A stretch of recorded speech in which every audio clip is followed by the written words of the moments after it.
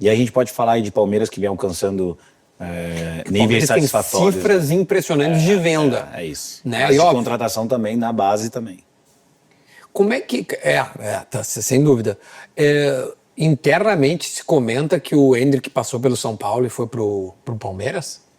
Cara, pouco, assim, desde que eu tô lá. Eu lembro que quando surgiu a matéria, realmente passou, mas eu acho que foram feitas algumas exigências na época. Eu não estava lá, então não tenho essa propriedade, mas parece que foram feitas algumas exigências na época que clube e familiares de atleta não chegaram a um acordo, que o Palmeiras conseguiu atingir aquilo na época. Enfim, acho que pelo que dizem, foi mais ou menos nesse sentido. Mas ele passou por lá, sim.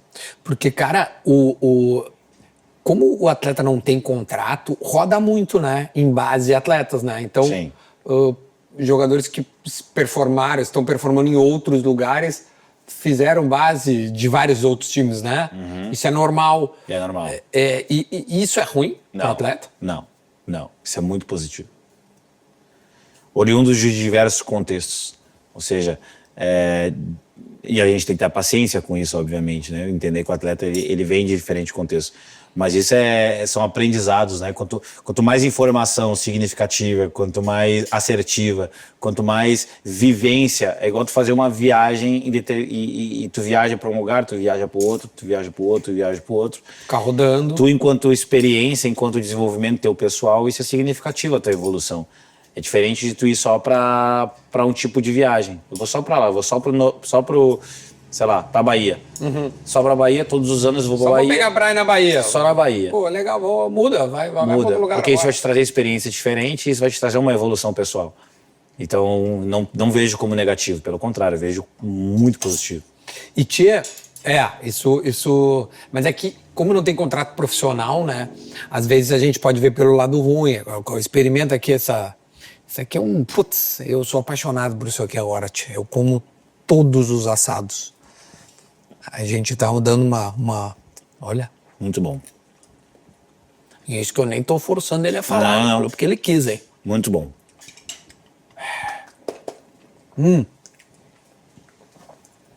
Tchê, eu vi umas entrevistas suas e eu vi muitos elogios ao teu trabalho pelo Muricy, dizendo da forma com que eles tratam o Alan, né, internamente. Não, vamos cuidar bem do Alan e tudo mais.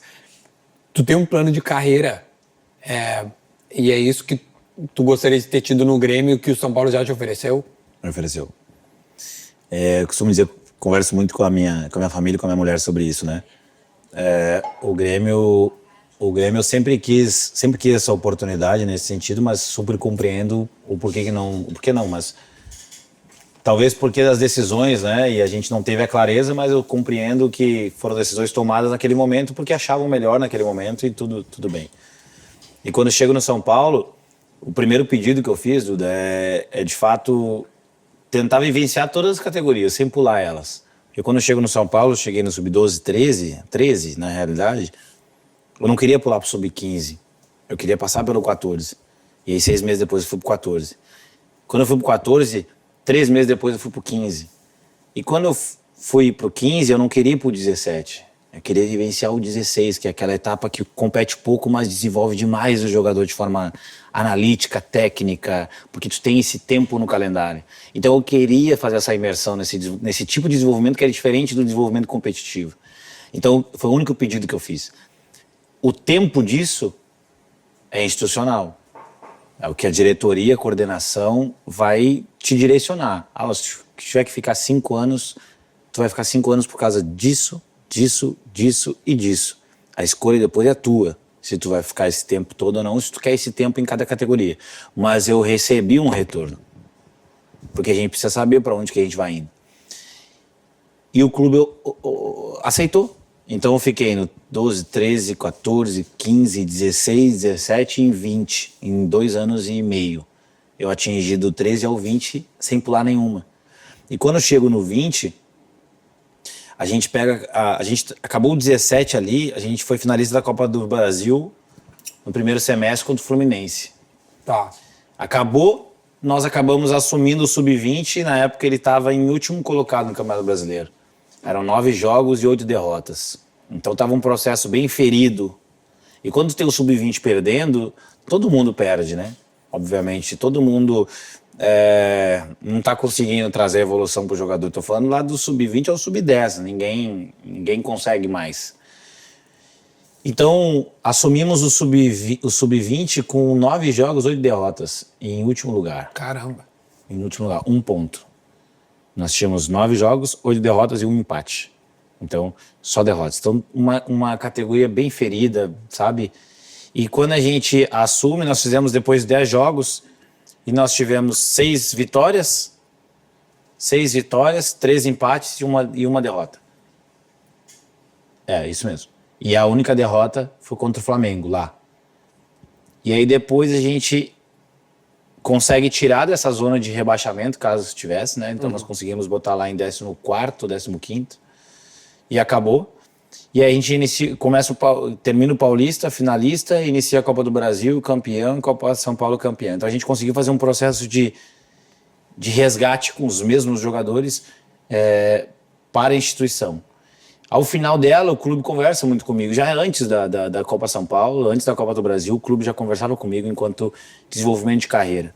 E se tu olhares todas as entrevistas do Muricy, do nosso presidente, o principal objetivo deles é formar um treinador dentro da própria instituição, dentro de Cotia, que é o que foi feito. Tele Santana, Muricy Ramalho, o Muricy fala muito disso, que foi feito isso com ele. Então ele tem esse desejo de formar um treinador dentro do CT. Esse era um projeto que já vinha acontecendo desde a época do Alex, depois com o Belletti, enfim.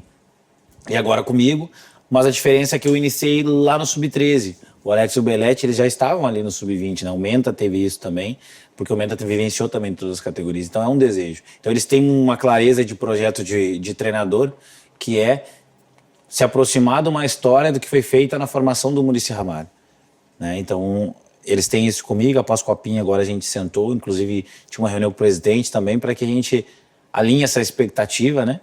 E esses retornos, para que a gente possa entender o próximo passo. Então sempre tive essa clareza no clube. Então isso para mim, enquanto treinador, está sendo maravilhoso, significativo, e não só para o lado bom, mas também para a construção de que, isso aqui dá para a gente melhorar, isso aqui eu acho que para São Paulo, isso aqui para a instituição, isso aqui para a cultura que nós estamos vivendo, isso aqui é um processo de adaptação, né?